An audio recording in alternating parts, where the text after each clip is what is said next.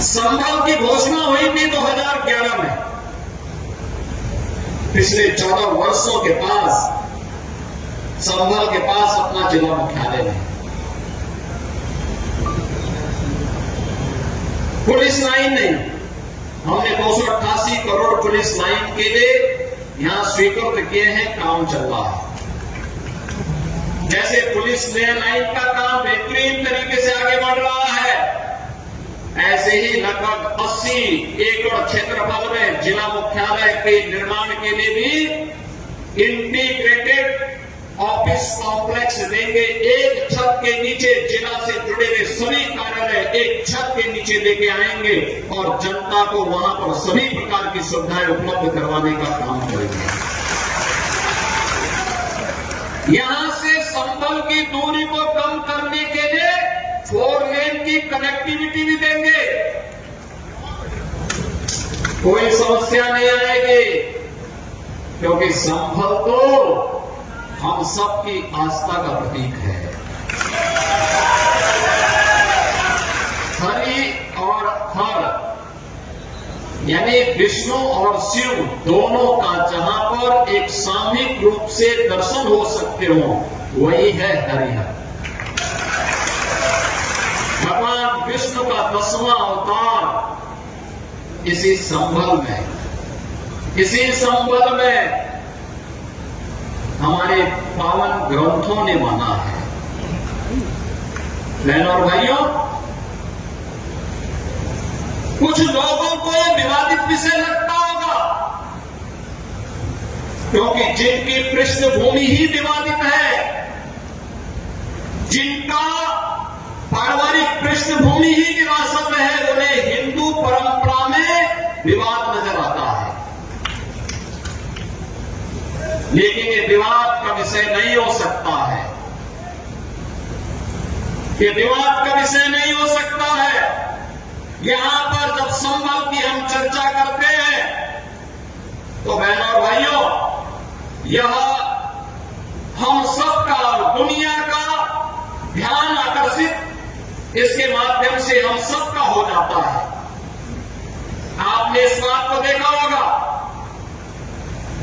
कि संभल की चर्चा जो सबसे प्राचीन पुराण है, श्रीमद् भागवत महापुराण, 5000 साल पहले रचा गया था। भगवान वेदव्यास ने महाभारत युद्ध के बाद उस समय की शांति के लिए, मुक्ति के लिए जिस महापुराण की रचना की थी, वो श्रीमद् भागवत महापुराण है। स्कंद पुराण, विष्णु महापुराण, इन सब में जो उल्लेख है, चिल्ला चिल्ला के हमारे पावन ग्रंथ इस बात का उल्लेख कर रहे हैं कि भगवान विष्णु का 10वां अवतार कल्कि में होगा।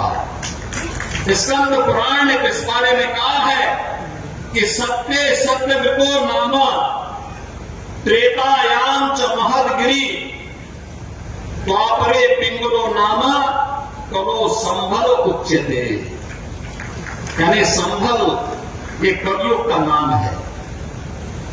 अलग अलग युग में अलग अलग नाम थे। सतयुग में सत्यव्रत, त्रेता में महदगिरी, द्वापर में पिंगल और आज संभल यानी संभल हो गया।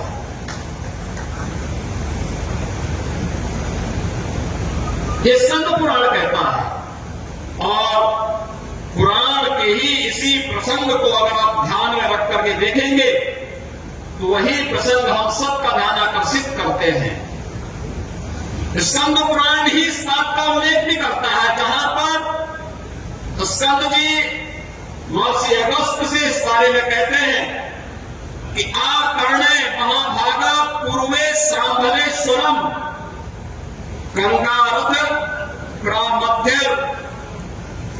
स्वतम क्षेत्रम च योजन त्रयम।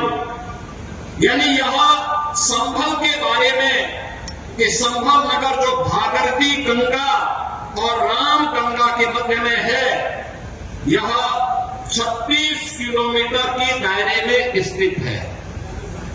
इसके महात्म के बारे में, इसके क्षेत्रफल के बारे में यह स्पष्ट उल्लेख किया जाता है और श्रीमद् भागवत महापुराण में ही इस बात का उल्लेख करता है कि यदा चंद्रस्य च सूर्यस्य च तथा तस्य बृहस्पति एक रासो समेस्यन्ते तदा भवति तत्कृतम। अर्थात चंद्रमा, सूर्य और बृहस्पति वे तीनों ग्रह जब उस नक्षत्र के प्रथम चरण में एक साथ प्रवेश करेंगे तभी सतयुग का प्रारंभ होगा, जो श्री कल्कि श्री विष्णु के अवतार और सतयुग और कलयुग की संधि में होगा।